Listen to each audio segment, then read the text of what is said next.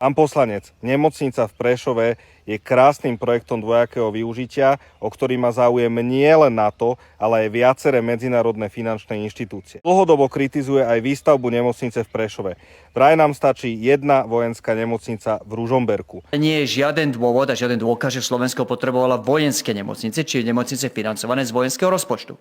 My už jednu nemocnicu máme, bola by bývala, hravo stačila. Pán poslanec, nemocnica v Prešove je krásnym projektom dvojakého využitia, o ktorý má záujem nie len NATO, ale aj viaceré medzinárodné finančné inštitúcie. A hlavne, viete, aký je rozdiel medzi Ružomberkom a Prešovom? 1,5 hodiny pozemného presunu a 40 minút presunu vrtuľníkom. A každý doktor vám povie, že pri záchrane života môžu rozhodovať nie minúty, ale dokonca aj sekundy. Pri strate krvi to platí ešte mnohonásobne viac.